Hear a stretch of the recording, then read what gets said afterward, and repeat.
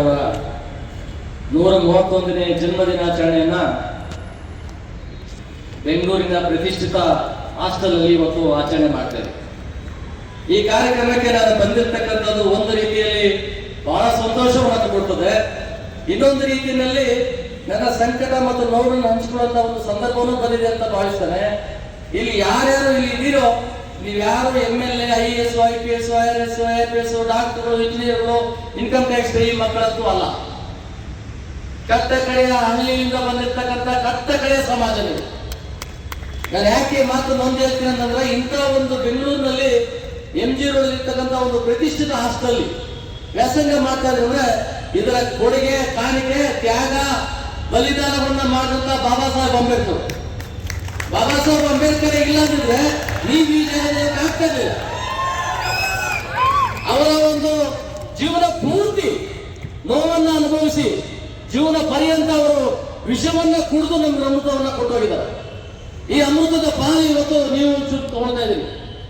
ಆದ್ರೆ ಅವಕಾಶಗಳನ್ನು ನೀವೆಲ್ಲ ಬಹಳ ದೊಡ್ಡ ದೊಡ್ಡ ವಿದ್ಯಾಭ್ಯಾಸವನ್ನು ಕನಸ್ಕೊಂಡು ಬಂದಿದ್ದೀವಿ. ನಮ್ಮ ತಂದೆ ತಾಯಿಗಳು ಹಳ್ಳಿಗಳಲ್ಲಿ ಇನ್ನೂ ಕಷ್ಟ ಕಡೆಯ ಜೀವನ ಮಾಡ್ತಾ ಇದ್ದಾರೆ. ಒಬ್ಬ IAS ಮಗ ಇಲ್ಲಿ ಯಾರು ಬರೋದಿಲ್ಲ ಹಾಸ್ಟೆಲ್ ಓದೋದಕ್ಕೆ, ಒಬ್ಬ MLA ಮಗ ಇಲ್ಲಿ ಯಾರು ಬರೋದಿಲ್ಲ ಹಾಸ್ಟೆಲ್ ಓದೋದಕ್ಕೆ. ಕಾರಣ ಏನು? ಅವ್ರ ಆರ್ಥಿಕವಾಗಿ ಎಲ್ಲ ರೀತಿಯಲ್ಲೂ ಸಮರ್ಥರಾಗಿದ್ದಾರೆ. ಆ ಸಮರ್ಥನೆಯಲ್ಲಿ ಇರ್ತಕ್ಕಂಥವರು ಯಾವತ್ತು ಈ ಹಾಸ್ಟೆಲ್ ಬಂದು ಮಕ್ಕಳ ಬಗ್ಗೆ ಕಾಳಜಿಯನ್ನು ವಹಿಸೋದಿಲ್ಲ. ತಾವು ತಿಂದಿದ್ದೀವಿ, ಚೆನ್ನಾಗಿ ಒಪ್ಪೋಗಿದ್ದಾರೆ, ಎಲ್ಲೋ ಐಷಾರಾಮಿ ಜೀವನ ಮಾಡ್ತಾ ಇದ್ದಾರೆ. ಈ ಜೀವನದ ಕಟ್ಟ ಕಡೆ ಬದುಕುಗಳನ್ನ ನೆನಪು ಮಾಡ್ಕೊಳ್ಳೋದಿಲ್ಲ ಅವರು. ನಾವು ಹೇಗೆ ಹುಟ್ಟಿದ್ವಿ, ಹೇಗೆ ಬೆಳೆದ್ವಿ, ನಮ್ಮ ಬದುಕುಗಳೇನು, ನಮ್ಮ ಜೀವನ ಏನು ಅಂತಕ್ಕಂಥ ಯೋಚನೆಗಳು ಬರೋದಿಲ್ಲ. ಅಂಬೇಡ್ಕರ್ ಜಯಂತಿಯ ದಿನದಂದು ನನ್ನ ನೋವಿನ ಮಾತುಗಳನ್ನ ಯಾಕೆ ಹೇಳ್ತಾ ಇದ್ದೀನಿ ಅಂದ್ರೆ, ಎತ್ತವಳ ಕಷ್ಟ ಎತ್ತವಳಿಗೆ ಗೊತ್ತು.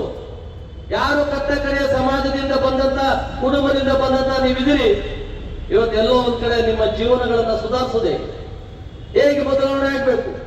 ನನಗೆ ಕಥೆಗಳು ಹೇಳಕ್ ಬರೋದಿಲ್ಲ, ಕಾಗಮ್ಮನ ಕತೆ, ಗುಬ್ಬಚ್ಚಿ ಕತೆ ಹೇಳಕ್ ಬರೋದಿಲ್ಲ. ನನಗೆ ಇರೋ ಸತ್ಯವನ್ನ ಸತ್ಯ ಅಂತ ಹೇಳುವಂತ ಕೆಲಸವನ್ನ ಮಾಡದೆ ಹೋದ್ರೆ ನಾವು ಆತ್ಮವಂಚನೆ ಮಾಡ್ಕೊಂಡಾಗುತ್ತೆ. ಬಾಬಾ ಸಾಹೇಬ್ ಅಂಬೇಡ್ಕರ್ ವಿಚಾರಗಳನ್ನ ತಿಳಿಸ್ಬೇಕಾದ್ರೆ ನಮ್ಮ ಕಣ್ಣಲ್ಲಿ ನೀರು ಬರ್ತದೆ. ನೋವುಗಳನ್ನು ಅನುಭವಿಸಿರ್ತಕ್ಕಂಥ ಇವತ್ತು ಕನ್ಯಾಕುಮಾರಿಯಿಂದ ಹಿಡಿದು ಕಾಶ್ಮೀರ ಗಂಟ ಹೇಗೆ ಜೀವನ ಮಾಡ್ತಾ ಇದ್ದಾರೆ. ಇವತ್ತು ಪಶುಗಳಿಗಿಂತ ಕೊನೆಯ ಜೀವನವನ್ನ ಮಾಡ್ತಾ ಇದ್ದಾರೆ. ಹಳ್ಳಿಗಳಲ್ಲಿ ಇವತ್ತು ಊಟ ಮಾಡೋದಕ್ಕೂ ಊಟಕ್ಕಿಲ್ಲದೆ ಒದ್ದಾಡ್ತಾ ಇದ್ದಾರೆ. ಇದಕ್ಕೇನ್ ಕಾರಣ? ಯಾರಿದಕ್ಕೆ ಹೊಣೆ? ಯಾರು ಹೊಣೆ ಇಲ್ಲ. ನಮ್ಮನ್ನ ಮೇಲ್ಜಾತಿಗಳು 1950 ಜನವರಿ 26ಕ್ಕಿಂತ ಹಿಂದೆ ಸಂವಿಧಾನ ಜಾರಿ ಮಾಡೋದಕ್ಕಿಂತ ಮುಂಚೆ ಹೇಗಿತ್ತು ನಮ್ಗೆ ಅದ್ರ ಬಗ್ಗೆ ನಾವು ಮಾತಾಡಕ್ ನಾನು ನಡೆಯಿಲ್ಲ. ಗೊತ್ತಿರೋಂಥ ಸತ್ಯನೇ. ಮನುವಾದಿಗಳು, ಕೋಮುವಾದಿಗಳು ಏನೇನ್ ಬೇಕೋ ಹೇಳ್ಕೋಬಹುದು. ಆದ್ರೆ 1956 ಜನವರಿ 26ನೇ ತಾರೀಕಿನ ನಂತರ ಸಂವಿಧಾನವನ್ನ ಘೋಷಣೆ ಮಾಡಿದ್ಮೇಲೆ ಬಾಬಾ ಸಾಹೇಬ್ ಕೊಟ್ಟಂತ ಮೀಸಲಾತಿ, ಬಾಬಾ ಸಾಹೇಬರು ಕೊಟ್ಟಂತ ಸೌಲಭ್ಯಗಳು ಎಲ್ಲಿ ಹೋಗ್ತಾ ಇದಾವೆ? ಯಾರ ಮನೆ ಬಾಗಿಲು ಹೋಗ್ತಾ ಇದಾವೆ? ಏನಾಗ್ತಾ ಇದೆ ಅಂತಕ್ಕಂಥ ಯೋಚನೆಗಳು ನಾವು ಮಾಡದೆ ಹೋದ್ರೆ, ನಾವು ವಿದ್ಯಾರ್ಥಿಗಳು ಏನೋ ಒಂದ್ 3 ವರ್ಷ ಹಾಸ್ಟೆಲ್ ಇಟ್ಬಿಟ್ಟು ಒಂದ್ ಸ್ವಲ್ಪ ದಿವಸ ಹಾಸ್ಟೆಲ್ ಊಟ ಮಾಡ್ಕೊಂಡು ಹೋದ್ಮೇಲೆ ಮತ್ತೆ ನಿಮ್ ಬದುಕು ಏನು? ನಿಮ್ಗೆಲ್ಲ ವಯಸ್ಸು ಬರ್ತೀರಿ, ನೀವು ಇನ್ನು ಮದುವೆ ಮಾಡೋ ಸ್ಟೇಜ್ ಅಲ್ಲಿ ಇದ್ದೀರಾ. ನಿಮ್ಮ ನೀವು ವಿದ್ಯಾಭ್ಯಾಸ ಮುಗಿಸಿದ ನಂತರ ನಿಮ್ಗೆ ಉದ್ಯೋಗ ಸಿಗಲ್ಲ, ಸರ್ಕಾರಿ ಯೋಜನೆಗಳು ನಿಮ್ ಗಂಟೆ ತಲುಪಲ್ಲ. ಯೋಜನೆಗಳು ತಲುಪಿಲ್ಲ ಅಂದ್ರೆ ಯಾರು ಈ ಸೌಲಭ್ಯಗಳನ್ನ ಪಡ್ಕೊಳ್ಳೋರು? ಯಾರು? ಯಾವ ರೀತಿ ಸೌಲಭ್ಯಗಳ ಬಗ್ಗೆ ಯೋಚನೆ ಮಾಡೋದು ಯಾರು? ನಿಮ್ಮ ಬದುಕುಗಳನ್ನ ಕಟ್ಕೊಳ್ಳೋದು ಹೇಗೆ? ನಿಮ್ಮ ಮಾಸ್ಟರ್ಗಳು ಬೇರೆ ಬೇರೆ ಭಾಷೆಗಳು ಕೇಳಿರ್ತೀರಿ. ಕಾಲೇಜಿನಲ್ಲಿ ನಿಮ್ಮ ಮಾಸ್ಟರ್ಗಳು, ಪ್ರೊಫೆಸರ್ಗಳು ಕೊಡ್ತಕ್ಕಂಥ ಉಪನ್ಯಾಸಗಳನ್ನು ಕೇಳಿರ್ತೀರಿ. ನಾನು ಅದರ ಬಗ್ಗೆನೂ ಮಾತಾಡೋದಿಲ್ಲ. ಇಲ್ಲಿ ನನ್ನ ನೋವುಗಳು ಏನಂದ್ರೆ, ನಿಮ್ಮ ಬದುಕನ್ನ ಸರಿ ಮಾಡ್ಕೊಳ್ತಕ್ಕಂಥ ಕೆಲಸಗಳನ್ನ ಹೇಗೆ ಸರಿ ಮಾಡ್ಬೋದು, ಹೇಗೆ ಈ ಸಮಾಜವನ್ನ ತಿದ್ದಬಹುದು, ಈ ಸಮಾಜ ತಿದ್ದೋದಕ್ಕೆ ಮುಂಚೆ ನಿಮ್ಮ ಬದುಕುಗಳನ್ನ ಹೇಗೆ ಸರಿ ಮಾಡಿಸ್ಕೋಬಹುದು. ಸ್ವತಂತ್ರ ಬಂದು 75 ವರ್ಷ ಆಯ್ತು. ವರ್ಷ ಸರ್ಕಾರದಲ್ಲಿ ಇರ್ತಕ್ಕಂಥ ಹಲವಾರು ಯೋಜನೆಗಳನ್ನ ಬಾಬಾ ಸಾಹೇಬರು ಕೊಟ್ಟೋಗಿದ್ದಾರೆ. ಕೊಟ್ಟಿರ್ತಕ್ಕಂಥ ಯೋಜನೆಗಳನ್ನ ವೆಂಕಟೇಶ್ ದೊಡ್ಡೇರಿ ಅವರು ಬಂದಿದ್ದಾರೆ. ಅವರು ಪರಿಶಿಷ್ಟ ಜಾತಿ ವರ್ಗಗಳ ಆಯೋಗದ ಸದಸ್ಯರು ಆಗಿದ್ದಾರೆ. ಚಿಂತಕರು, ಒಳ್ಳೆ ವಿಚಾರವಾದಿಗಳು ಬಂದಿದ್ದಾರೆ. ಅವರನ್ನು ನಾನೇ ಸ್ವಾಗತವನ್ನ ವಹಿಸುತ್ತಾ ವೇದಿಕೆಗೆ ಬರಮಾಡ್ಕೊಳ್ತಾ ಇದ್ದೇನೆ. ಇವತ್ತು ನಾನು ಬಹಳ ಸಮಯನೂ ತಗೊಳ್ಳೋದಿಲ್ಲ. ಕಾರಣ ಏನಂತಂದ್ರೆ, ನಿಮ್ಮ ಮನಸ್ಸುಗಳು ಹೇಗಿರುತ್ತೋ ನನಗೂ ಗೊತ್ತಿಲ್ಲ. ಆದ್ರೆ ಮಾನಸಿಕವಾಗಿರ್ತಕ್ಕಂಥ ನಿಮ್ಮ ಭಾವನೆಗಳು, ಬದುಕುಗಳನ್ನ ಎಲ್ಲೋ ಒಂದ್ ಕಡೆ ಸರಿಯಾದ ದಾರಿಗೆ ತಗೊಂಡು ಹೋಗ್ತಾ ಹೋದ್ರೆ ಹೇಗೆ ನಾವು ಬದುಕಿ ಏನು ಪ್ರಯೋಜನ? ಈ ಸಮಾಜದ ಕಟ್ಟ ಕಡೆಯ ಸಮಾಜಕ್ಕೆ ಕೊಡೋ ನ್ಯಾಯ ಏನು? ಈ ನ್ಯಾಯ ಸರಿ ಮಾಡದೆ ಹೋದ್ರೆ ನಾವು ಹುಟ್ಟಿ ಸಾರ್ಥಕ ಆಗೋದಿಲ್ಲ. ನಾನು ಇದೇ ಪಕ್ಕದ ಹಾಸ್ಟೆಲ್ ಫಸ್ಟ್ ಹಾಸ್ಟೆಲ್ ಇದ್ದೆ ನಾನು 86, 87, 88, 89. ಆವಾಗ ನಮ್ಗೆ ಹಾಸ್ಟೆಲ್ ಸ್ಕಾಲರ್ಶಿಪ್ ಕೊಡ್ತಾ ಇದ್ದು 150 ರೂಪಾಯಿ. ಒಂದು ದಿನಕ್ಕೆ ತಿಂಗಳಿಗೆ 150 ರೂಪಾಯಿ ಅಂದ್ರೆ ದಿನಕ್ಕೆ 5 ರೂಪಾಯಿ. ದಿನಕ್ಕೆ 5 ರೂಪಾಯಿ ಅಂತಂದ್ರೆ ಏನಾಗ್ತದೆ? 2 ಊಟ 1 ಟಿಫನ್ ಕೊಡಕ್ ಸಾಧ್ಯನೇ ಇಲ್ಲ. ಅಂತ ಸಂದರ್ಭದಲ್ಲಿ ಆಮಾನಾಂತರ ಉಪವಾಸ ಕೂತಿದ್ದೆ ನಾನು. ಎಂಟು ದಿನ ಆಮಾನಾಂತರ ಉಪವಾಸ ಕೂತ್ಕೊಂಡಿದ್ದೆ. ಒಂದು ತೊಟ್ಟು ನೀರು ಕುಡಿದೆ, ಆರೋಗ್ಯ ಕೆಡಿಸ್ಕೊಂಡೆ. ನಾನು ಬೋರಿಂಗ್ ಹಾಸ್ಪಿಟಲ್ ಅಡ್ಮಿಟ್ ಮಾಡಿದ್ರು. ಆಗ ನಮ್ಮ ರಘುಪತಿ ಅಂತ ಒಬ್ಬ ಶಿಕ್ಷಣ ಸಚಿವರಿದ್ರು. ಅವರು ಓಡಿ ಬಂದು ನನಗೆ ಜ್ಯೂಸ್ ಅನ್ನು ಕೊಡಿಸೋದ್ರ ಮುಖಾಂತರವಾಗಿ ಗುರುಪ್ರಸಾದ್ ಆಯೋಗವನ್ನು ರಚನೆ ಮಾಡಿದ್ರು. ಗುರುಪ್ರಸಾದ್ ಅಂತಂದ್ರೆ ಅವರು ನೆಲಮಂಗಲದ MLA ಇದ್ರು, ರಾಮಕೃಷ್ಣ ಹೆಗಡೆ ಮುಖ್ಯಮಂತ್ರಿಗಳಿದ್ರು. ಆ ಆಯೋಗದ ಮುಖಾಂತರ 150 ರೂಪಾಯಿಂದ 300 ರೂಪಾಯಿಗೆ ಹೆಚ್ಚಿಸ್ತಾ ಇತ್ತು. ಇವತ್ತು ಜಾಸ್ತಿ ಆಗಿದೆ. ಅದು ಒಂದ್ ಕಡೆ ಇರಲಿ. ಮತ್ತೊಂದು ಕಡೆ ವಾಸ್ತವನ ಹೇಳ್ಬೇಕು. ವಾಸ್ತವ ಸಮಾಜವನ್ನ ತಿಳಿಸುವಂತ ಕೆಲಸ ನಾವು ಮಾಡ್ಬೇಕು. ಇದು ಮಾಡದೆ ಹೋದ್ರೆ ನಮ್ಮ ಆತ್ಮವಂಚನೆ ಮಾಡ್ಕೊಳಕಾಗ್ತದೆ. ವಿದ್ಯಾರ್ಥಿಗಳು ನೀವು ಮೋಜು ಮಸ್ತಿ ಮಾಡೋದಕ್ಕೆಲ್ಲ ನೀವು ಬಂದಿರೋದು. ನಿಮ್ಮ ಬದುಕುಗಳನ್ನ ಸರಿ ಮಾಡಿಕೊಂಡು ಈ ಸ್ಟೇಜ್ ನಲ್ಲಿ ಬಂದು ಕೂತ್ಕೋಬೇಕು. ಇವರು ಮುಂದೊಂದು ದಿನ ನಿಮ್ಮ ಹೋರಾಟಗಳು ದೇಶದ ಬಾಬಾ ಸಾಹೇಬ್ ಅಂಬೇಡ್ಕರ್ ಅವರ ಆಲೋಚನೆಗಳನ್ನ ಸ್ಪಂದಿಸುವಂತದ್ದು ಆಗಿರ್ಬೇಕು. ಅವರ ಶ್ರಮ ಏನಿದೆ ದೇಶದಲ್ಲಿ ಗೊತ್ತಾಗ್ಬೇಕು. ಅವ್ರು ನಿರೀಕ್ಷೆ ಮಾಡಿರ್ಲಿಲ್ಲ ಇವತ್ತು ನಾವೆಲ್ಲ ಇಷ್ಟು ಒಗ್ಗಟ್ಟಾಗ್ತೀವಿ, ಇಷ್ಟು ಐಕ್ಯದಿಂದ ಹೋರಾಟ ಮಾಡ್ತೀವಿ ಅಂತ ಗೊತ್ತಿರಲಿಲ್ಲ. ಇವತ್ತು ಸ್ವತಂತ್ರ ಬಂದು 75 ವರ್ಷ ಆದ್ರೂ ನಮ್ಮ ಬದುಕುಗಳು ಅಲ್ಲಿಗೆಯಲ್ಲಿ ನೀವೆಲ್ಲ ಹಳ್ಳಿಯಿಂದ ಬಂದಿದ್ದೀರಿ. ನಿಮ್ಗೆ ಗೊತ್ತಿದೆ ವಾಸ್ತವಾಂಶನ. ಯಾರು ನಾನು ಹೀಯಾಳಿಸೋ ದೃಷ್ಟಿಯಿಂದ ಹೇಳ್ತಾ ಇಲ್ಲ. ಹಳ್ಳಿಯಿಂದ ಬಂದವರೆಲ್ಲ ಬಡವರೇ ಅಂತಾನೆ ಹೇಳೋದಿಲ್ಲ. ಆದ್ರೆ ಇಲ್ಲಿರ್ತಕ್ಕಂಥವ್ರು ಬಹುತೇಕರು ಬಡವರಿದ್ದೀವಿ. ಈ ಬಡತನವನ್ನು ಸುಧಾರಣೆ ಆಗ್ಬೇಕಾದ್ರೆ ನಾವ್ ಹೇಗೆ ಮಾಡ್ಬೇಕು ಅಂತಕ್ಕಂಥ ಆಲೋಚನೆಗಳನ್ನು ಮಾಡ್ಬೇಕು. ನಾನು ಬೇರೆ ಬೇರೆ ಸಂಘಟನೆಗಳಾಗಲಿ ಬೇರೆ ಬೇರೆ ರಾಜಕೀಯ ಪಕ್ಷಗಳನ್ನ ಟೀಕೆ ಮಾಡೋಕ್ಕೂ ಬಂದಿಲ್ಲ.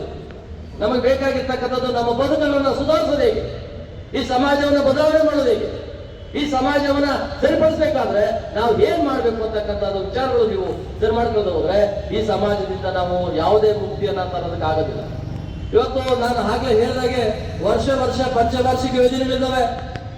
ವರ್ಷ ಒಂದು ಬಜೆಟ್ ಅನ್ನ ಮಾಡ್ತಾರೆ ರಾಜ್ಯ ಸರ್ಕಾರ, ಕೇಂದ್ರ ಸರ್ಕಾರ. ಅದರಲ್ಲಿ 15% ಶೆಡ್ಯೂಲ್ ಕಾಸ್ಟ್ ಅವರಿಗೆ, 3% ಶೆಡ್ಯೂಲ್ ಟ್ರೈಬ್ನವರಿಗೆ, 18% ಕೊಟ್ಟಿದ್ದಾರೆ. ಹೋದ ವರ್ಷ ನಿಮ್ಗೆ ಎಕ್ಸಾಂಪಲ್ ಉದಾಹರಣೆಗೆ ಹೇಳ್ತೀನಿ. ನಾನು ಬಿಜೆಪಿಯಲ್ಲೇ ಇದ್ದೀನಿ, ಹಂಗಂತ ನಂಗೆ ಯಾವ ಮುಜುಗರವೂ ಇಲ್ಲ. ಹೋದ ವರ್ಷದ ಬಜೆಟ್ ನಮ್ದು 34,000 ಕೋಟಿ. 34,000 ಕೋಟಿಯನ್ನು ಹಣ ನಿಗದಿ ಮಾಡಿದಂತ ಬಾಬಾ ಸಾಹೇಬ್ ಅಂಬೇಡ್ಕರ್ ಯೋಜನೆಗಳು ಎಲ್ಲೋದ್ವು, ಯಾರು ತಲುಪಿದೆ, ಏನಾಯ್ತು? ನಿಮ್ಮ ಮುಂದೆನೆ ಒಂದು ಮೆಟ್ರೋ ರೈಲ್ ಹೋಗ್ತಾ ಇದೆ. 19,000 ಕೋಟಿಯನ್ನ ನೀರಾವರಿ ಇಲಾಖೆಗಳಿಗೆ, PWD ಡಿಪಾರ್ಟ್ಮೆಂಟ್ಗಳಿಗೆ, 9,000 ಕೋಟಿಯನ್ನ ಮೆಟ್ರೋಗೆ ಕೊಟ್ಟಿದ್ದಾರೆ. ನಮ್ಮ ದುಡ್ಡನ್ನ ಯಾರು ಕೇಳ್ಬೇಕು ಇದನ್ನ? ಬೆಂಗಳೂರು ಏರ್ಪೋರ್ಟ್ ಅಲ್ಲಿ ಇದ್ರ ನೀವು ಇಲ್ಲಿ ಕೂಗಾಕ್ರೆ ವಿಧಾನಸೌಧ ತಟ್ಟುತ್ತೆ. ಗುಲ್ಬರ್ಗದಲ್ಲಿ ಕೂಗಾಕ್ರೆ ಬರೋದಿಲ್ಲ, ಲೇಟ್ ಆಗ್ತದೆ. ರಾಜ್ಯದಲ್ಲಿ ಕೂಗಾಕ್ರೆ ವಿಧಾನಸೌಧ ಮುಟ್ಟೋದು ಬಹಳ ಲೇಟ್ ಆಗ್ತದೆ. ಇದು ತಿಳ್ಕೋಬೇಕಾಗ್ತದೆ. 19,000 ಕೋಟಿಯನ್ನ ಬೇರೆ ಬೇರೆ ವಿಭಾಗಗಳಿಗೆ ಬದಲಾವಣೆ ಮಾಡಿರ್ತಕ್ಕಂಥದ್ದು ಈ ಮೆಟ್ರೋ ಸ್ಟೇಷನ್ಗೆ ನಮ್ಗೇನಾದ್ರು ಉಪಯೋಗ ಇದೆಯಾ? ನಮ್ಗೆ SCP ದುಡ್ಡನ್ನ, SCB ಸಿಕ್ಕಂತ ದುಡ್ಡನ್ನ ತಗೊಂಡೋಗಿ ಮೆಟ್ರೋ ಸ್ಟೇಷನ್ಗೆ 9,000 ಕೋಟಿಯನ್ನ ಹಾಕಿರ್ತಕ್ಕಂಥದನ್ನ ಪ್ರಶ್ನೆ ಮಾಡೋದಕ್ಕೆ ನಮ್ಮಲ್ಲಿ ಯಾರು ಇಲ್ಲವೇ? ಇದನ್ನ ನಾವು ಪ್ರಶ್ನೆ ಮಾಡ್ಲೇಬೇಕಾಗ್ತದೆ. ಈ 34,000 ಕೋಟಿ ಹಣನ ಕರೆಕ್ಟಾಗಿ ಹಳ್ಳಿಗಳಲ್ಲಿ ಒಬ್ಬೊಬ್ಬರು ಮನೆಗಳು ಕೊಟ್ರೆ 10 ಲಕ್ಷ ಹಂಚಿಕೆ ಮಾಡ್ಬೋದು. ಒಂದೊಂದು ಜಿಲ್ಲೆಗಳನ್ನ ಅಭಿವೃದ್ಧಿ ಮಾಡ್ಬೋದು. ಒಂದೊಂದು ಜಿಲ್ಲೆಯಲ್ಲಿ 10 ಜಿಲ್ಲೆಗಳನ್ನ ಬದಲಾಯಿಸಬಹುದು. ಇವತ್ತು ಆರ್ಥಿಕ ಸುಧಾರಣೆ ಆಗ್ಬೋದು. ಈ ಆರ್ಥಿಕ ಸುಧಾರಣೆ ಆಗ್ಬೇಕಾದ್ರೆ ನಮ್ಮ ನಿಗಾ ವಹಿಸಿದವ್ರೆ. ಇವತ್ತು ಸರ್ಕಾರ ಕೊಡ್ತಕ್ಕಂಥ ಯೋಜನೆಗಳು ಕರೆಕ್ಟಾಗಿ ಕಲ್ಪಿದ್ರೆ ನಾವೇನಾಗ್ತಾ ಇದ್ವಿ, ಸುಧಾರಣೆ ಆಗ್ತಾ ಇದ್ವಿ. ಇವತ್ತು ಹಾಸ್ಟೆಲ್ ಒಂದು ಊಟ ಸಿಕ್ಕಿದ್ರೆ ಸಾಕಾಗೋದಿಲ್ಲ ನಮಗೆ. ಊಟದ ಜೊತೆಯಲ್ಲಿ ನಿಮ್ಮ ಬದುಕನ್ನ ನಿರ್ಮಾಣ ಮಾಡುವಂತ ಕೆಲಸ ಆಗ್ಬೇಕು. ಸಮಾಜದ ಬದಲಾವಣೆಗಾಗಿ ನಾವು ಯೋಚನೆ ಮಾಡಬೇಕು. ಇವತ್ತು ನಮ್ಗೇನು ಗೊತ್ತಿಲ್ಲದ ಸುಮ್ಮನೆ ಕೂತ್ಕೊಂಡು 19,000 ಕೋಟಿ ಒಂದು ವರ್ಷದಲ್ಲಿ ಹೇಳ್ತಾರೆ. ನಾವು ವರ್ಷ ಹೀಗೆ ಮಾಡ್ತಾ ಇದ್ದಾರೆ. ಈ ವರ್ಷ 40,000 ಕೋಟಿ ಇದೆ. ನಮ್ಮ ಹಣ 40,000 ಕೋಟಿ. ಒಂದ್ಸಲ ಯೋಚನೆ ಮಾಡ್ರಿ ಆ ದುಡ್ಡನ್ನು ಎಷ್ಟಿರ್ತದೆ ಅಂತ. ಅಷ್ಟ ಹಣನ ಕರೆಕ್ಟಾಗಿ ಹಳ್ಳಿಗಳಿಗೆ ತಲುಪಿಸಿದ್ರೆ ಇವತ್ತು ಗುಡಿಸಲು ಇರೋದಿಲ್ಲ, ಹೆಚ್ಚಿನ ಮನೆ ಇರೋದಿಲ್ಲ, ಸೀಟ್ ಮನೆ ಇರೋದಿಲ್ಲ, ಓಲ್ಡ್ ಮನೆಗಳು ಬರ್ತವೆ, ದೊಡ್ಡ ಮನೆಗಳು ಬದಲಾವಣೆ ಆಗ್ತಾರೆ. ಈ ದಿಕ್ಕಿನಂತ ನಾವು ಯೋಚನೆ ಮಾಡಬೇಕಾಗ್ತದೆ. ಅದರಲ್ಲಿ ವಿಶೇಷವಾಗಿ ನೀವು ವಿದ್ಯಾರ್ಥಿಗಳು, ನಿಮ್ಮ ಓದು ಬರೀ ಓದಕ್ಕಾಗಿ ಅಲ್ಲ, ನಿಮ್ಮ ಓದು ಈ ಸಮಾಜದ ಬದಲಾವಣೆಗಾಗಿ. ಬಾಬಾ ಸಾಹೇಬರು ಮೊದಲು ಊಟಕ್ಕಿಲ್ಲದೆ ಹಸಿವಿನಿಂದ ಬಹಳ ನೋವುಗಳನ್ನು ಅನುಭವಿಸಿ, ಅವಮಾನಗಳನ್ನು ಅನುಭವಿಸಿ ನಮಗೆ ಈ ಸ್ಥಿತಿಗೆ ತಂದಿದ್ದಾರೆ. ಅವರು ವಿಷ ಕೊಟ್ಟು ನಮ್ಗೆ ಅಮೃತ ಕೊಟ್ಟಿದ್ದಾರೆ. ಈ ಅಮೃತದ ಪಾಲು ನಿಮ್ಮೆಲ್ಲರಿಗೂ ತಲುಪಬೇಕು. ನಿಮ್ಮಿಂದ ಇನ್ನು ನಿಮ್ಮ ಕೆಳಗಡೆ ಇರ್ತಕ್ಕಂಥ ಹಳ್ಳಿಯಲ್ಲಿ ಇರ್ತಕ್ಕಂಥ ಅಸಂಖ್ಯಾತ ಬಡತನದಲ್ಲಿ ಇರ್ತಕ್ಕಂಥವ್ರಿಗೆ ಹೋಗ್ಬೇಕು. ಅದು ಹೋಗದೆ ಹೋದ್ರೆ ಏನ್ ಪ್ರಯೋಜನ ಆಗ್ತದೆ? ಸಮಾಜದ ಬದಲಾವಣೆ ಯಾವಾಗ? ನಾವು ಯಾವತ್ತೂ ಅಂಬೇಡ್ಕರ್ ಅವ್ರನ್ನ ಗೌರವಿಸ್ಬೇಕು. ಇವತ್ತು 131ನೇ ಜನ್ಮದಿನಾಚರಣೆ ಮಾಡ್ತಕ್ಕಂಥದ್ರಿಂದ ಬದಲಾವಣೆ ಆಗೋದಿಲ್ಲ. ನಾವು ಅವ್ರು ಕೊಟ್ಟಿರ್ತಕ್ಕಂಥ ಯೋಜನೆಗಳು ಮನೆ ಮನೆಗೆ ಹೋದಾಗ ಮಾತ್ರ ನಾವು ಬದಲಾವಣೆ ಹಾಕಿ ಅವ್ರು ಗೌರವ ಕೊಟ್ಟಂಗಾಗುತ್ತೆ. ಈ ವ್ಯವಸ್ಥೆನಲ್ಲಿ ಈ ಸಮಾಜವನ್ನ ಬದಲಾಯಿಸ್ತಕ್ಕಂಥ ಕೆಲಸಗಳನ್ನ ನೀವು ಮಾಡದೆ ಹೋದ್ರೆ, ನಿಮ್ಮನ್ನ ಜಾಗೃತಿಗೊಳಿಸದೆ ಹೋದ್ರೆ, ನಾನು ಮಾತಾಡದೆ ಹೋದ್ರೆ ಇನ್ಯಾರು ಮಾತಾಡ್ತಾರೆ? ಮಾತಾಡ್ತಕ್ಕಂಥವ್ರು ಬೇಕೇ ಬೇಕು, ಮಾತಾಡಿದ ವಿಷಯವನ್ನು ತಿಳಿಸೋಂಥವ್ರು ಬೇಕು. ಇಲ್ಲ ಮಾಸ್ಟರ್ನಲ್ಲಿ ಏನಂದ್ರೆ, ನಾನು ಕಂಡಂಗಿಂದ ಅವತ್ತು ಅದೇ ಪರಿಸ್ಥಿತಿ ಇತ್ತು, ಇವತ್ತು ಅದೇ ಪರಿಸ್ಥಿತಿ ಇದೆ. ಇಲ್ಲಿ ಕಾರ್ಯಕ್ರಮ ನಡೀತಾದ್ರು ಮೇಲೆ ಫ್ಯಾನ್ ಹಾಕೊಂಡು ಆರಾಮ ಕೂತಿದ್ದಾರೆ. ಇವತ್ತು ಅಂಬೇಡ್ಕರ್ ಜಯಂತಿ ಮಾಡ್ತಾ ಇದಾರಪ್ಪ, ನಾವೆಲ್ಲ ಸೇರ್ಬೇಕು ಅನ್ನೋ ಭಾವನೆ ನಮ್ಮಲ್ಲಿ ಹುಡುಗಿಲ್ಲ. ನಾನು ಯಾರ ಮೇಲೆ ಒಂದು ದ್ವೇಷ ಇಲ್ಲ ನನಗೆ. ಮೇಲೆ ಫ್ಯಾನ್ ಹಾಕೊಂಡು ಕೂತಿರ್ಬೇಕಾದ್ರೆ ಯಾರು ಕಾರಣ? ಆ ಬಾಬಾ ಸಾಹೇಬ್ ಅಲ್ವೇ? ಇವತ್ತೊಂದು ದಿನ ಇಲ್ಲಿ ಕೆಳಗಡೆ ಬರಬಾರ್ದ? ಕೆಳಗಡೆ ಕೂತ್ಕೊಂಡು ನೋಡ್ಬಾರ್ದ? ಶ್ರೀರಾಮ ಅಂದರೆ ಬಿಜೆಪಿ ಅಂತಾರೆ ಅವರು, ಅವರು ಆಲ್ ಇಂಡಿಯಾ ದಲಿತ ಆಕ್ಷನ್ ಕಮಿಟಿ ಅಂತಾರೆ. ಯಾವ್ದೋ ಸಂಘಟನೆ ಮುಖಂಡ ಏನೋ ರಾಜಕೀಯ ಹಾಕೊಂಡಿದ್ದಾನೆ, ಆತ ಬಂದಿದ್ದಾನೆ ಆತ್ಮಭಾಷಣ ಅಂತ ಕೇಳೋದು ನಮ್ಗೆ ಗೊತ್ತಿಲ್ವಾ ಅಂತ ಕೆಲವರು ಇರ್ತಾರೆ. ಅದು ಬೇಡ. ಯಾರೇ ಆಗಿರಲಿ, ಸಮಾಜದ ಶೋಷಣೆಯನ್ನ ಯಾರು ಮಾಡ್ತಾರೋ ಅವ್ರನ್ನ ತಡೆದು ಕುತ್ತಿನ ಪಟ್ಟಿಗೆ ಇಟ್ಕೊಂಡು ಮಾತಾಡೋ ಶಕ್ತಿಯನ್ನ ನಾವು ಸಂಪಾದನೆ ಮಾಡಿದ್ರೆ ಸಮಾಜ ಬದಲಾವಣೆ ಆಗೋದಿಲ್ಲ. ವಿದ್ಯಾರ್ಥಿಗಳಾಗಿದ್ರೆ ನೀವು, ನಿಮ್ಮಲ್ಲಿ ಜಾಗೃತಿ ಆಗ್ಬೇಕು, ನಿಮ್ಮ ಮನಸ್ಸು ಜಾಗೃತಿ ಆಗ್ಬೇಕು. ಸಮಾಜದ ಬದಲಾವಣೆಗಾಗಿ ನೀವು ಶ್ರಮ ವಹಿಸಲೇಬೇಕು. ನಿಮ್ಮ ಶ್ರಮ ವಹಿಸದೆ ಹೋದ್ರೆ ನಾವೇನು ಮಾಡೋಕ್ಕಾಗೋದಿಲ್ಲ. ಈ ಸಮಾಜನ ಹಿಂದಿ ಕೇಳ್ಕೊಳ್ತದೆ. ಅದಕ್ಕೆ ಬಾಬಾ ಸಾಹೇಬ್ ಒಂದು ಮಾತು ಹೇಳ್ತಾರೆ, ಈ ಸಮಾಜದ ರಥವನ್ನ ನಾನು ಇಲ್ಲಿ ತನಕ ತಂದಿದ್ದೇನೆ. ನಿಮಗೆ ಶಕ್ತಿ ಇದ್ರೆ, ಮನಸ್ಸಿದ್ರೆ ಈ ರಥವನ್ನು ಮುಂದೆ ತಗೊಂಡೋಗಿ, ಆದ್ರೆ ಹಿಂದಕ್ಕೆ ಮಾತ್ರ ಬಿಡಬೇಡಿ ಅಂತ ಹೇಳಿದ್ದಾರೆ. ಆ ಹಿಂದಕ್ಕೆ ಕಳಿಸೋ ಕೆಲಸ ನಾವು ಮಾಡಬಾರ್ದು. ಮಾಡದೆ ಹೋದ್ರೆ ಏನ್ ಮಾಡ್ಬೇಕು? ಜನರಲ್ಲಿ ಜಾಗೃತಿ ಉಂಟು ಮಾಡುವಂತ ಕೆಲಸ ಆಗ್ಬೇಕು. ಜನ ಜಾಗೃತಿ ಆಗದೆ ಹೋದ್ರೆ, ಜನರಲ್ಲಿ ಭಾವನೆಯನ್ನು ಬದಲಾವಣೆ ಆಗದೆ ಹೋದ್ರೆ, ಈ ಮೆಟ್ರೋ ಸ್ಟೇಷನ್ಗೆ ಹೋಗಿರ್ತಕ್ಕಂಥ 9,000 ಕೋಟಿ ಯಾಕೆ ಕೊಡ್ಬೇಕು ಅವಾಗೆ? ಅದಕ್ಕೆ ನಮಗೂ ಮೆಟ್ರೋಗೆ ಸಂಬಂಧ ಇದೆ. ನಮ್ಗೆ ಫ್ರೀ ಆಗಿ ಹೋಗ್ತಾರೆ ಮೆಟ್ರೋದವರು. ಆ ದುಡ್ಡು ಯಾವ್ದು? ನೀವು ಜನರಲ್ ಬಜೆಟ್ ಅಲ್ಲಿ ಬದಲಾವಣೆ ಮಾಡ್ಕೊಡ್ರಿ. 2 ಲಕ್ಷ ಕೋಟಿ ಇದೆ. 2 ಲಕ್ಷದ ದುಡ್ಡು ಕೋಟಿ ಹಾಕೊಳ್ಳಿ ನೀವು. ನಮ್ ದುಡ್ಡನ್ನ ನೀವು 9,000 ಕೋಟಿನಲ್ಲಿ ಹಾಕಿದಾರಂದ್ರೆ ನಾವು ಹೇಗೆ ಸೇರಿಸ್ಕೋಬೇಕು? ಈ ದುಡ್ಡನ್ನ ಹಳ್ಳಿನಲ್ಲಿ ಬಡವರು ಮನೆಗೆ ಬೇಕಾದಬೇಕು. ಒಂದು ಅವರ ಬದಲಾವಣೆಗಾಗಿ, ಆರ್ಥಿಕ ಬದಲಾವಣೆಗಾಗಿ ಬಳಸಿದ್ರೆ ಎಷ್ಟು ಕುಟುಂಬಗಳು ಉದ್ಧಾರ ಆಗ್ತಾ ಇದ್ವು? ಅದು ಹುಡುಗಾಟದ ಮಾತಲ್ಲ. 19,000 ಕೋಟಿ ನೀರಾವರಿ ಇಲಾಖೆಗೆ ನಮ್ ದುಡ್ಡು ಹಾಕ್ತಾರೆ, ತಗೊಂಡೋಗಿ ಪೀಡಬ್ಲ್ಯೂ ಡಿಪಾರ್ಟ್ಮೆಂಟ್ ಹಾಕ್ತಾರೆ. ನಾವು ಕೇಳಿದ್ರೆ ಏನ್ ಸರ್ ಇದೆಲ್ಲ ಹಿಂಗ್ ಮಾಡ್ತಾ ಇದ್ರು ಅಂದ್ರೆ, ಪೀಡಬ್ಲ್ಯೂ ಡಿಪಾರ್ಟ್ಮೆಂಟ್ ಅಲ್ಲಿ ನಮ್ಮವ್ರು ಯಾರು ಹೈವೇನಲ್ಲಿ ಓಡಾಡೋದು ಅಂತ. ಹೈವೇನಲ್ಲಿ ಓಡಾಡೋ ದುಡ್ಡು ಬೇರೆ ದುಡ್ಡು, SCP ದುಡ್ಡು ಅಲ್ಲ. SCP ಅಂದ್ರೆ ವಿಶೇಷ ಘಟಕ ಯೋಜನೆ. ವಿಶೇಷ ಘಟಕ ಯೋಜನೆ ಹಣನ ಯಾಕೆ ಬಳಸ್ಬೇಕು? ನಮ್ಮ ಹಣನ ನಾವು ನಮ್ಗಾಗಿ ಬಳಸ್ರಿ. ಹಾಸ್ಪಿಟಲ್ಗೆ 1,000 ರೂಪಾಯಿ ಕೊಡ್ತಾ ಇದ್ರ, ಸ್ಕಾಲರ್ಶಿಪ್ 2,000 ಕೊಡ್ತಾ ಇದ್ರ, 5,000 ಮಾಡಿ ಕೊಡಿ. ಒಳ್ಳೆ ಅವರಿಗೆ ಊಟ ಕೊಡಿ.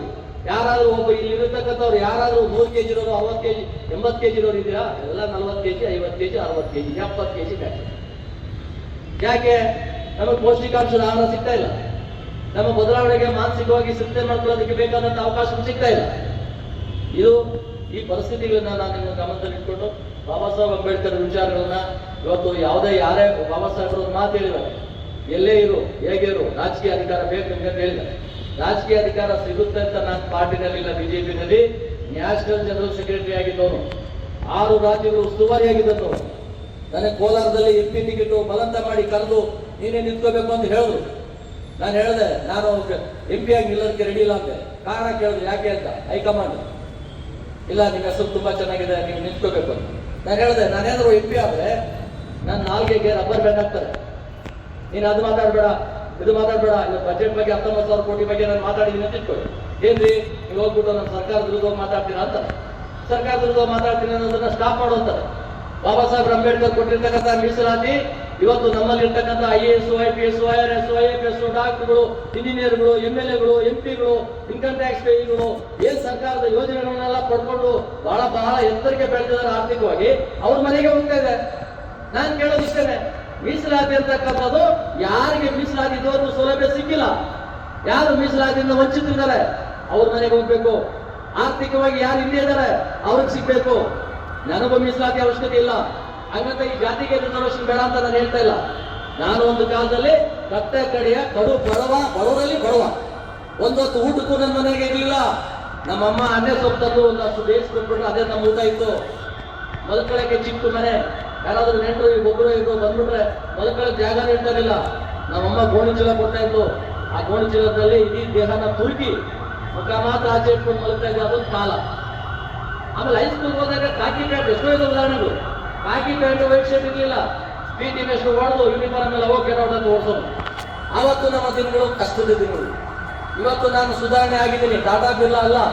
ನಾನು ಆರ್ಥಿಕವಾಗಿ ನಾನೆಲ್ಲೋ ಒಂದ್ ಕಡೆ ಒಂದು ಒಳ್ಳೆ ಮನೆ ಇಟ್ಕೊಂಡಿದ್ದೀನಿ, ಬೆಂಗಳೂರಿನಲ್ಲೇ ಸುಸಜ್ಜಿತವಾದ ಮನೆ ಇದೆ, ಒಂದು ಒಳ್ಳೆ ಆಫೀಸ್ ಇಟ್ಕೊಂಡಿದ್ದೀನಿ, ಓಡಾಡೋದು ಖರ್ಚು ಕಾಸು ಸಂಪಾದನೆ ಮಾಡ್ಕೊಂಡಿದ್ದೀನಿ, ಮಾಡ್ತಾ ಇದ್ದೀನಿ. ಅದು ಹೇಗೆ? ಯಾವುದೋ ರೋಲ್ ಕಾಲ್ ಮಾಡಿ, ಯಾವುದೋ ಸಂಘಟನೆ ಹೆಸರು ಹೇಳ್ಕೊಂಡು, ಬಡವರ ಹೆಸರು ಹೇಳ್ಕೊಂಡು, ಅಲ್ಲೆಲ್ಲ ಅಂಬೇಡ್ಕರ್ ಸ್ಟ್ಯಾಚ್ಯೂ ಇದೆ, ಅಲ್ಲೊಂದು ಎಜುಕೇಶನ್ ಪ್ರಾಪರ್ಟಿ ಇದೆ, ಅಲ್ಲಿ ಅಂಬೇಡ್ಕರ್ ಸ್ಟ್ಯಾಚ್ಯೂ ಇಡೋಣ, ಅಲ್ಲಿ ಒಂದಷ್ಟು ಕಾಸು ಬಂದ್ರೆ ಅಂಬೇಡ್ಕರ್ ಸ್ಟ್ಯಾಚ್ಯೂನ ಕಿತ್ತು ಬಿಸಾಕಿ ರೋಡ್ಗೆ ಹಾಕಿ. ಇತ್ತೀಚೆಗೆ ಒಂದು ಘಟನೆ ಆಗಿದೆ, ಆ ಘಟನೆ ನಿಮ್ಗೆ ಗಮನಕ್ಕೆ ಬರಬೇಕು, ಹೇಳ್ಕೋಬೇಕು. ಹೋರಾಟಗಳಂದ್ರೆ ಅವ್ರು ಹೋಗಿ ನಾವು ಹಿಂಸಾಚಾರ ಹೋರಾಟಕ್ಕೆಲ್ಲ ನಾವು ಈಗ ಮಾತಾಡ್ತಾರೆ. ಅಂಬೇಡ್ಕರ್ ಅವರ ವಿಚಾರಗಳನ್ನ ಇವತ್ತು ದಲಿತ ಸಂಘರ್ಷ ಸಮಿತಿಯ ನಮ್ಮ ಹೆಣ್ಣು ಅಂತ ಒಪ್ಪಿದ್ದಾರೆ. ಬಹಳ ದೊಡ್ಡ ಹೋರಾಟಗಾರ ನಾನು ಕಂಡಿದ್ದೀನಿ. 20 ಕೋಟಿ ಡೀಲ್ ಆಗ್ಬಿಟ್ಟು ಒಂದು ಯಾವುದೋ ಎಜುಕೇಶನ್ ಪ್ರಾಪರ್ಟಿಗೆ ಬೋರ್ಡ್ ಹಾಕ್ಬಿಟ್ಟು ಅಂಬೇಡ್ಕರ್ ಸ್ಟ್ಯಾಚ್ಯೂ ಇಟ್ಬಿಟ್ಟು ಹೊರಗೆ 20 ಕೋಟಿ ಕೊಟ್ಟ ತಕ್ಷಣ ಅದನ್ನು ಕೆಡಿಬಿಟ್ಟು ಬಿಸಾಕ್ಬಿಟ್ಟು ತಿಪ್ಪೇನಲ್ಲಿ. ಇತ್ತೀಚೆಗೆ ದೊಡ್ಡ ಸುದ್ದಿ ಆಗ್ತಾ ಇರೋದು. ಅಲ್ಲೆಲ್ಲೋ ರಾಯಚೂರಲ್ಲಿ ಒಬ್ಬ ಜಡ್ಜಿಯು ಅಂಬೇಡ್ಕರ್ ಫೋಟೋ ಇಟ್ಟರೆ ಬರಲ್ಲ ಅಂತ ಹೇಳಿದಾಗ ಇಡೀ ರಾಜ್ಯನೇ ಬಹಳ ಗಮನಾರ್ಹವಾಗಿ ಒಗ್ಗಟ್ಟಾಗಿ ಸ್ಪಂದನೆ ಕೊಟ್ಟು ಈ ಸ್ಟ್ಯಾಚ್ಯೂ ನಮ್ಮವರಿಗೆ ಬಿಸಾಕ್ತಾ ಇದ್ದಾರೆ. ಇದಕ್ಕೇನು ಯಾರು ಪ್ರಶ್ನೆ ಮಾಡ್ಬೇಕಾ? ಇದನ್ನ ಪ್ರಶ್ನೆ ಮಾಡಿದ್ರೆ ಇನ್ನೊಬ್ಬ ಇದ್ದಾನೆ, ಪಿ ಮೂರ್ತಿ ಅಂತ, ಅಂಬೇಡ್ಕರ್ ಸೇನೆ ರಾಜ್ಯಾಧ್ಯಕ್ಷ. ಅವ ಹೇಳ್ತಾನೆ, ಏನು ಬ್ರದರ್ ನೀವು ನಮ್ಮ ಹೆಸರು ಹೇಳ್ತಾ ಇದ್ದೀರಾ, ನಮ್ಮ ಬಗ್ಗೆ ಮಾತಾಡ್ತಾ ಇದ್ದೀರಾ, ಹುಷಾರ್, ನಿಮ್ ಜೀವಕ್ಕೆ ಅಪಾಯ ಇದೆ. ಬರ್ಲಿ, ನಾವೆಲ್ಲ ಸತ್ತೋಗಿದ್ದೀವಿ, ಬದುಕಿಲ್ಲ. ನಾವಿನ್ನು ಸತ್ತು 35 ವರ್ಷ 40 ವರ್ಷ ಆಗ್ಬಿಟ್ಟಿದೆ. ಇವತ್ತು ಬದುಕಿಲ್ಲದಲ್ಲ ಲಾಭದಲ್ಲೇ. ಇವತ್ತು ನಿಮ್ಮ ಎದುರು ಮಾತಾಡೋದು ಲಾಭದಲ್ಲೇ ಮಾತಾಡ್ತಾ ಇದ್ದೀನಿ. ನನ್ಗೆ ಸಾವಿನ ಭಯ ಇಲ್ಲ, ಯಾವತ್ತೂ ಸಾವಿನ ಬಗ್ಗೆ ನಾನು ಹಂಚಿಕೆ ಮಾಡ್ಕೊಳ್ಳೋದಿಲ್ಲ. ಸಾವು ಬರಲಿ, ಯಾವ ಬೇಕಾದ್ರೂ ಬರಲಿ, ಈಗಲೇ ಬರಲಿ. ಆದ್ರೆ ನನ್ನ ಜನ ಅನಾಥ ಸ್ಥಿತಿಯಲ್ಲಿ ಇರೋದನ್ನ ನಾನು ನೋಡೋಕ್ಕಾಗೋದಿಲ್ಲ. ಅದಕ್ಕಾಗಿ ಒಂದು ವಿಶೇಷವಾದಂತಹ ಒಂದು ಯೋಜನೆಗಳನ್ನ ನಾವು ರೂಪಿಸ್ಕೋಬೇಕಾಗ್ತದೆ. ಇಲ್ಲಿ ರಾಜಕೀಯ ನಾನು ಮಾತಾಡೋದಿಲ್ಲ, ಆದ್ರೂ ಇದು ಯಾವುದು ರಾಜಕೀಯನೂ ಅಲ್ಲ ನಾನು ಮಾತಾಡ್ತಕ್ಕಂಥ ಮಾತು. ಅಂಬೇಡ್ಕರ್ ಸ್ಟ್ಯಾಚ್ಯೂನ ಒಂದು ಸ್ಟ್ಯಾಚ್ಯೂ ಇಟ್ಬಿಟ್ಟು 20 ಕೋಟಿ ಗೀಲಾಕ್ಬಿಟ್ರಲ್ಲ ನೀವು. ಇದಾದ ನಿಮ್ಮ ಕಥೆಗಳು. ನೀವು ಅಂಬೇಡ್ಕರ್ ಸೇನೆ, ದಲಿತ ಸಂಘರ್ಷ ಸಮಿತಿ ಎಲ್ಲ ಕಟ್ಕೊಂಡಂತ ನೀವು ಬರೀ ನಿಮ್ಮ ಸ್ವಾರ್ಥಕ್ಕೋಸ್ಕರ. ನಾನು ನಿಮ್ಮನ್ನ ಪ್ರಶ್ನೆ ಮಾಡೋದಿಷ್ಟೇ, ನೀವು ಜಾಗೃತರಾಗಿ, ನೀವು ಸಮಾಜದ ಬದಲಾವಣೆಗಾಗಿ ನಿಮ್ಮಲ್ಲಿ ಜಾಗೃತ ಮನಸ್ಸುಗಳು ತಯಾರಾಗಿ. ಇವತ್ತಿನ ಸ್ಪೀಚು ಇದು ಮುಖ್ಯ ಅಲ್ಲ ನನಗೆ. ಇವತ್ತು ಇಡೀ ದೇಶ ನಾವು ಆಲ್ ಇಂಡಿಯಾ ದಲಿತ ಆಕ್ಷನ್ ಕಮಿಟಿ ಮುಖಾಂತರ ಇಡೀ ದೇಶದಲ್ಲಿ ಒಂದು ಜಾಗೃತಿಯನ್ನ ಮೂಡಿಸ್ತಾ ಇದ್ದೀನಿ. ಮೀಸಲಾತಿಯನ್ನ ಯಾರು ಪಡ್ಕೊಂಡು ಮೇಲೆ ಬಂದಿದ್ದೀರಿ, ಆರ್ಥಿಕವಾಗಿ, ಸಾಮಾಜಿಕವಾಗಿ, ಶೈಕ್ಷಣಿಕವಾಗಿ, ನೀವು ನಿಮ್ಮ ಅಣ್ಣ ತಮ್ಮಂದಿಗೆ ಬಿಟ್ಕೊಡ್ರಪ್ಪ, ಅವರು ಬದುಕಲಿ. ಇವತ್ತು ನಾನು ಮೀಸಲಾತಿಯನ್ನ ಬೇಡ ಅಂತ ತೀರ್ಮಾನ ತಗೊಂಡಿದ್ದೀನಿ. ಕಾರಣ ಏನು ಅಂದ್ರೆ ನಾನು ಈ ಸಮಾಜಕ್ಕೆ ಬೇಡ ಅಂತ ನಾನು ಹೇಳ್ತಾರೆ. ಮೀಸಲಾತಿಯಿಂದ ಇವತ್ತು ಯಾರು ಮೇಲೆ ಬಂದಿದೀವೋ ನಾವು ಬಿಟ್ಕೊಳ್ದು ಹೋದ್ರೆ ಈ ಸಮಾಜನ ಸುಧಾರಿಸಕ್ಕಾಗೋದಿಲ್ಲ. ನಾನು ಇದಕ್ಕೆ ಯಾಕೆ ಹೇಳ್ತೇನೆ ಅಂದ್ರೆ, ನನ್ನ ಮಕ್ಕಳನ್ನ ನಾನು ಓದಿಸ್ತಾ ಇರೋದು ಈ ಹಾಸ್ಟೆಲ್ ಓದಿಸ್ತಾ ಇಲ್ಲ. ಅವ್ರನ್ನ ದೊಡ್ಡ ದೊಡ್ಡ ಕಾನ್ವೆಂಟಲ್ಲಿ ಓದಿಸ್ತಾ ಇದ್ದೀನಿ, ಲಕ್ಷಾಂತರ ರೂಪಾಯಿ ಖರ್ಚು ಮಾಡ್ತೀನಿ. ಅವ್ರು ಖರ್ಚು ಮಾಡ್ತೀನಿ, ಅವ್ರು 90% ಬರ್ತಾರೆ. ನನ್ನ ಮಕ್ಕಳಿಗೆ ಯಾಕೆ ಮೀಸಲಾತಿ? ಬಾಬಾ ಸಾಹೇಬ್ ಅಂಬೇಡ್ಕರ್ ಯೋಚನೆ ಮಾಡ್ರಿ, ಅವ್ರು ಎಂತ ಬುದ್ಧಿವಂತರು, ಎಂತ ಚಾಣಾಕ್ಯರು, ಎಂತ ದೂರದೃಷ್ಟಿ ಇತ್ತು ಅಂತ. ನಾವು ಜನರಲ್ ಕೋಟಾದಲ್ಲಿ ಹೋಗ್ಬೋದು, ಜನರಲ್ ಅವರ SC ಕೋಟಾಗೆ ಬರೋಂಗಿಲ್ಲ. ನಮಗೆ ತಾಕತ್ತಿದ್ರೆ ನಾವು ಜನರಲ್ ಕೋಟಾಗೆ ಹೋಗಿ ನಾವು ಪಡ್ಕೊಳ್ಳೋಣ. ಯಾಕೆ SC ಕೋಟಾಗೆ ಹೋಗ್ಬೇಕಾನು?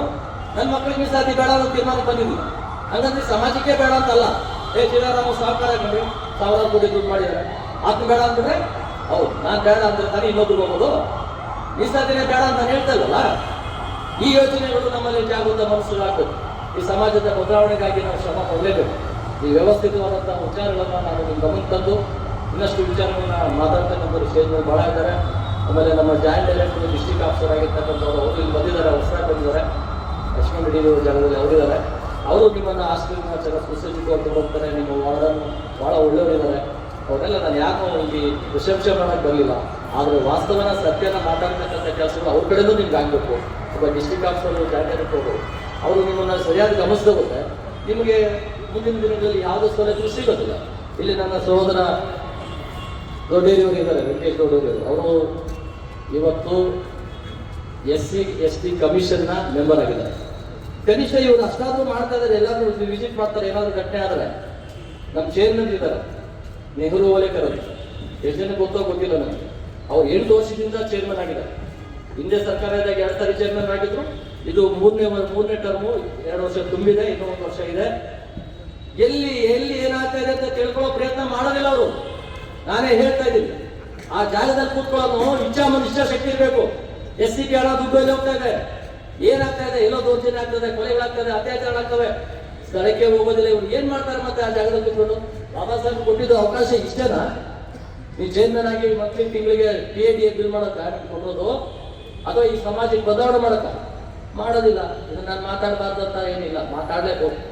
ಯಾಕಂದ್ರೆ ನಾನು ಅವ್ರಿಗೆ ಎಷ್ಟೋ ಸಲ ಹೇಳಿದ್ದೀನಿ, ಚೇಂಬರ್ ಕೂತ್ಕೊಂಡು ಹಿಂಗೆ ಕೂತ್ಕೊಂಡ್ರೆ ಆಗಲ್ಲ. ನೀವು MLA ಆಗಿದ್ದೀರಿ, ಈ ಕಡೆ ಚೇರ್ಮನ್ ಆಗಿದ್ದೀರಿ, ನಿಮ್ಮ ಕ್ಷೇತ್ರನೂ ನೋಡ್ಕೋಬೇಕು, ಈ SC ಕಮಿಷನ್ ಕೆಲಸಗಳು ಮಾಡಬೇಕು.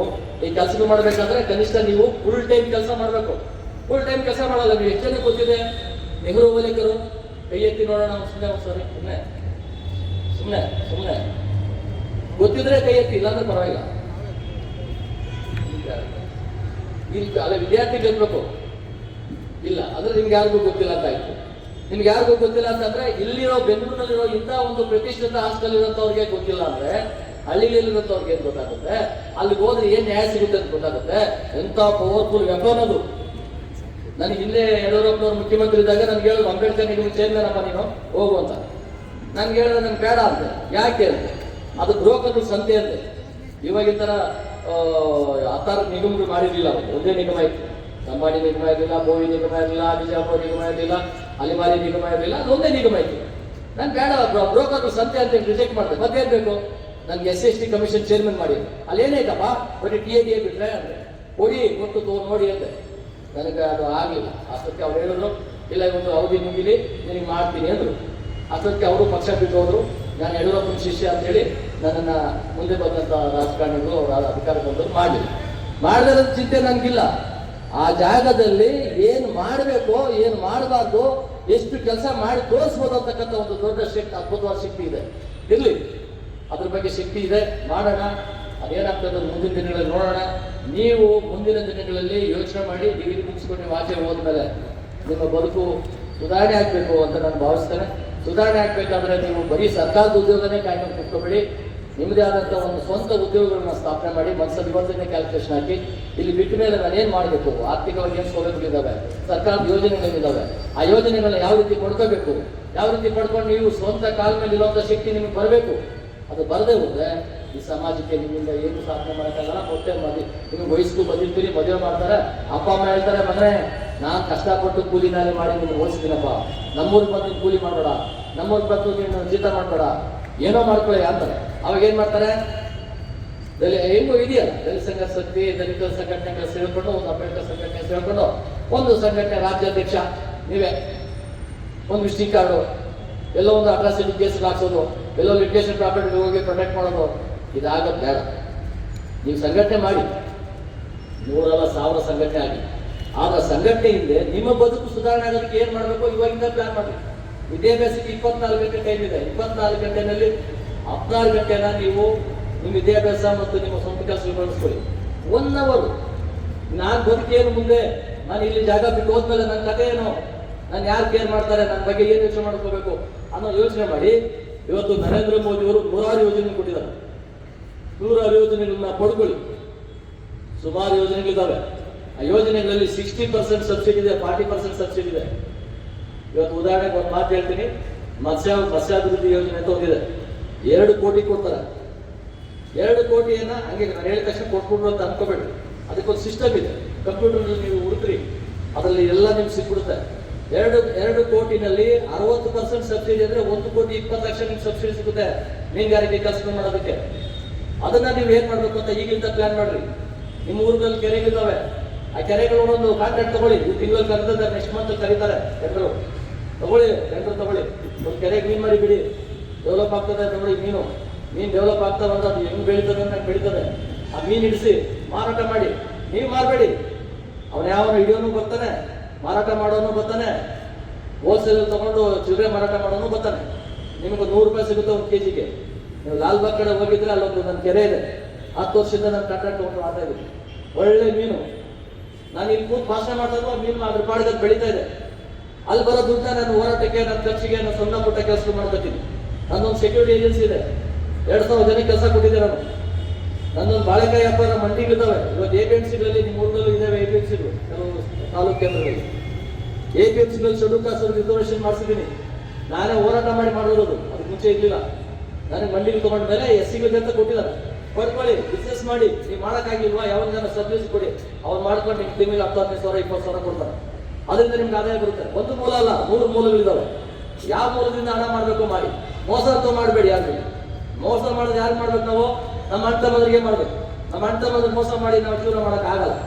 ಅದಕ್ಕಾಗಿ ನಾನು ನಿಮ್ಗೆ ಹೇಳೋದು, ಇವತ್ತು ಸಮಾಜದ ಬದಲಾವಣೆಗಾಗಿ ನೂರಾರು ಯೋಜನೆಗಳು ಜಾಸ್ತಿ ಟೈಮ್ ತಗೊಳ್ಳೋದಿಲ್ಲ.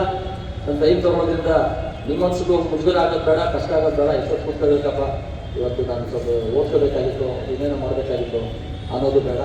ಇವತ್ತು ಎಲ್ಲರೂ ಕಾರ್ಯಕರ್ತರು ಬರೋ ಇಲ್ಲಿ ಸೇರಿರೋದಕ್ಕೆ ಭಾಳ ಅಭಿನಂದನೆ ನಡೆಸ್ತಾನೆ. ಬಾಬಾ ಸಾಹೇಬ್ ಅಂಬೇಡ್ಕರ್ 131ನೇ ಜನ್ಮದಿನಾಚರಣೆ ನಿಮ್ಮೆಲ್ರಿಗೂ ಒಳ್ಳೆಯದಾಗಲಿ.